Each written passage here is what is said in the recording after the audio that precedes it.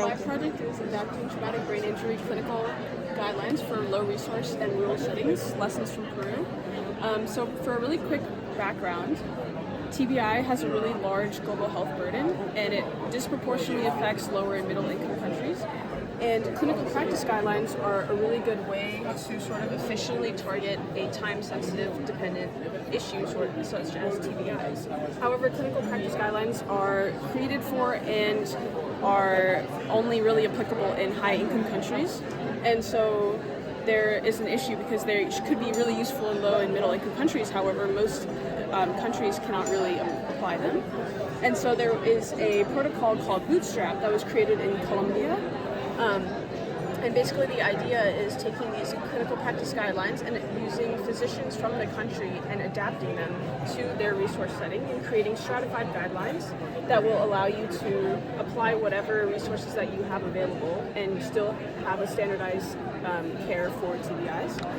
And so in Peru, that happened in 2024. So my project came in and I interviewed these physicians that were involved in the workshop in Peru, and I asked them questions on the implementability of the algorithms that they created. Are they actually applicable to their resource settings? And then how can we go ahead and implement those in the future? And so some of the results that we found were, one, these guidelines are actually very important in improving triage, in standardizing referrals, and enhancing interdisciplinary coordination, because it kind of allows a pre-hospital provider to do the same levels and steps of care as future providers down the line. However, the biggest issue is that whenever you don't have a CT scanner available, one of the biggest things you need to do is transfer the patient to a higher facility that actually has a CT scanner available. However, the referral system and the transfer system in Peru isn't organized well enough to be able to do that in all parts of Peru, and so that kind of creates like a stop in the implementation of these algorithms. And then we also found some barriers and facilitators to implementation along these 4 different categories of levels of implementation, essentially. And so the main things that were found is that it's a multi-level process, and leadership is really important at all stages in order to really effectively implement these and have them education and all of those things involved across all stages. And can you talk to me about yourself? Yes, my name is Sachi. I'm a medical student in Dallas. I'm a second-year student, and I did this project last year in Peru. And why did you choose this project? I'm really interested in sort of the barriers that exist to care globally, and I found my PI is Dr. Lebron, and she has done a lot of work in Peru, and so when she kind of told me about this workshop process that existed, I really wanted to go back in and interview those physicians and get their perspective on how the workshop worked and how these algorithms were actually implementable or not. What were the challenges in the process? Some of the challenges were getting the interview set up. That was a little bit difficult. I was in Peru, and this is one of my first times in Peru, and so meeting all these people was really difficult. And setting up the interviews, they're all really busy people.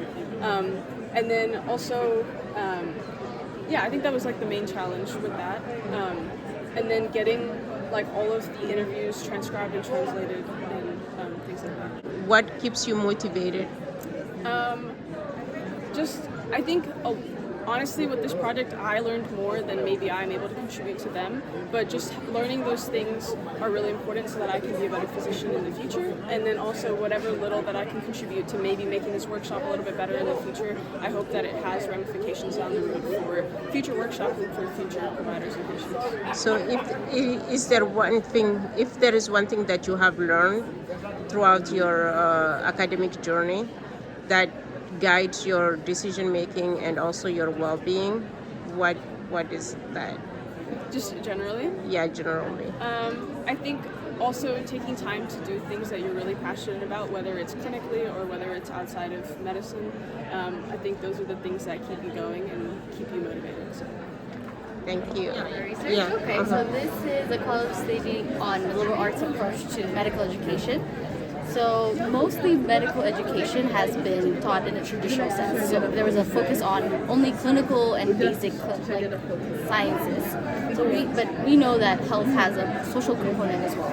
So in our medical school at University School of Health Equity, we have a 6-month program that has a social component. So we teach courses such as African health and history, critical thinking and scientific reasoning, health psychology. And the purpose of this research was to show whether that had an impact on the students' learning at all. The students reflected a lot of positive things about the course. They said that it was quite like the pedagoggy, the diversity of it was really interesting for them, and they also really loved the classroom culture. They were really surprised about how the teachers were very excited to teach the course and also all of the curriculum as well. Most of them also said it increased, they had a sense of critical thinking, so they started being quite skeptic about explanations. They started asking about the why and the how, and also widened their perspective. They said that as Africans from high school, they came with a lot of biases that decreased throughout time.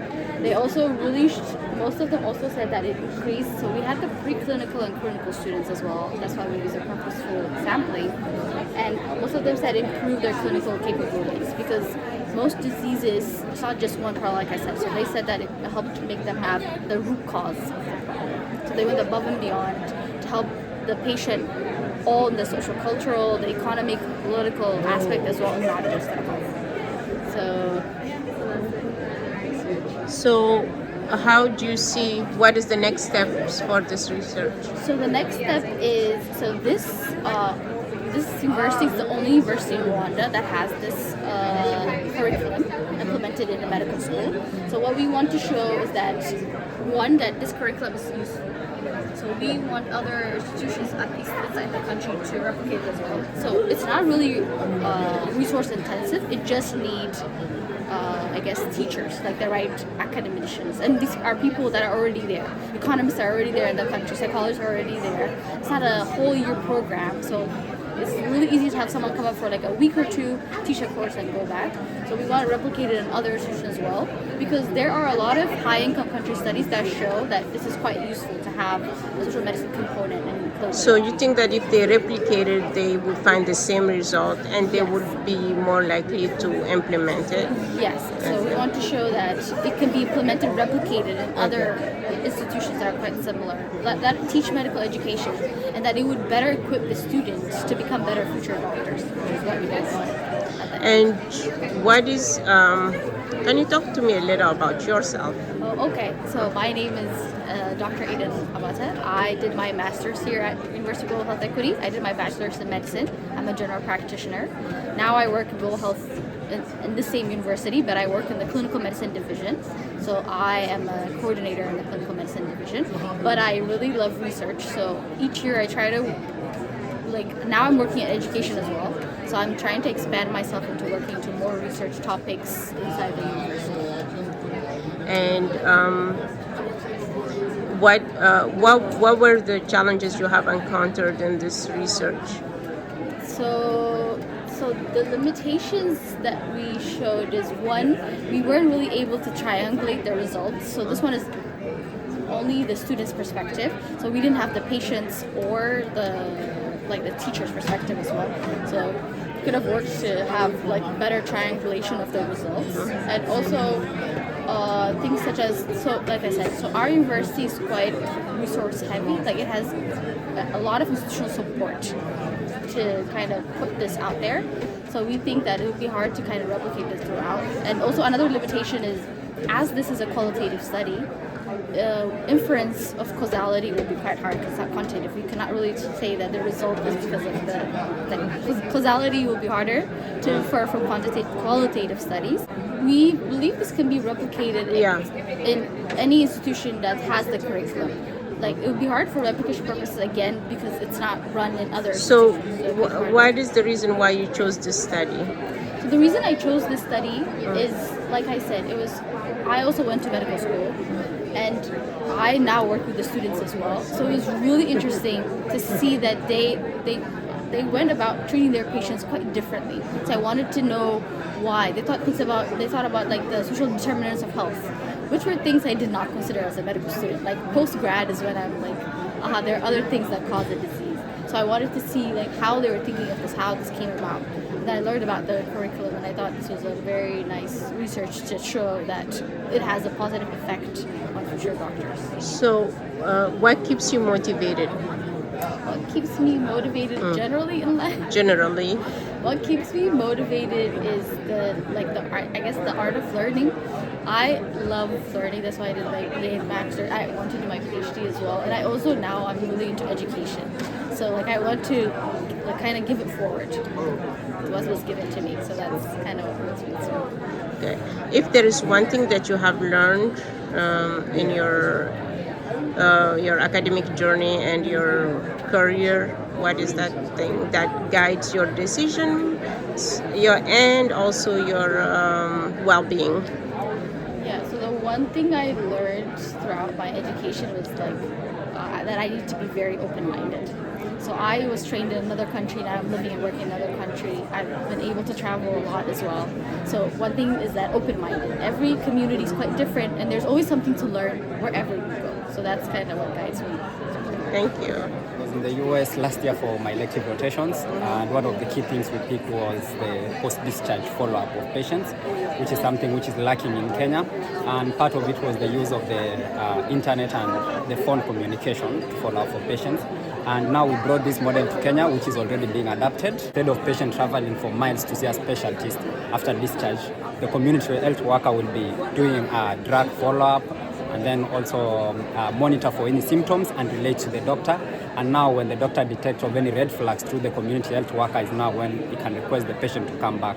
And this is already in action in Kenya, and it has showed reduced incidence on recurrence of diseases, early detections of recurrences, and also there is increased adherence and less spending on the when it comes to health sector funding. So there is slight so far reduced evidence, and it's a working system, I would say now. Yeah. Okay, so so the methodology of the study was Comparison. So more of a comparison. I was in Texas then, and what I picked up was they were already using the online system for follow-up, seeing patients and all the things. And now from that comparison, I bought it. I kind of bought it and used it in Kenya now. And in Kenya, it's kindly picking up, especially where I'm at MTRH, Moi University Hospital, and that is where we have started like our pilot study, and it's working, and looking forward for a national rollout. Yeah. okay. So how do you see this study being used?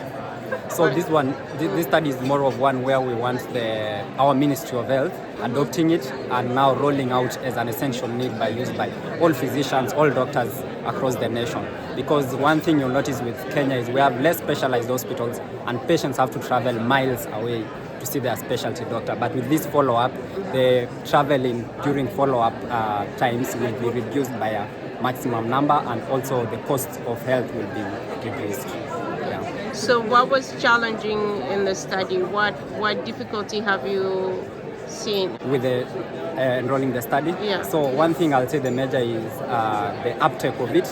I will say it's a challenge because some physicians don't, I'll say, still kind of feel don't want to move with it. They still prefer being them who are seeing the patients. But the issue now with we have a very big discrepancy when it comes to doctor-patient ratio. So still, even when we want to maintain that only physicians sees the patient during follow-up, it still cannot be achieved because of the low number of the physicians. Yeah. All right. Can you talk to me about yourself? Okay, so I'm Kevin Rono. I'm a medical student at Moi University, Kenya, Eldoret. An enthusiast at global health, and also maybe in future studying neurosurgery.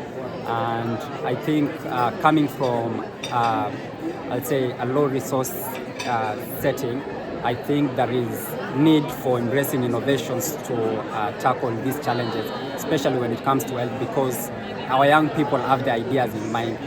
It just have to be done and being helped to achieve them. What keeps you motivated?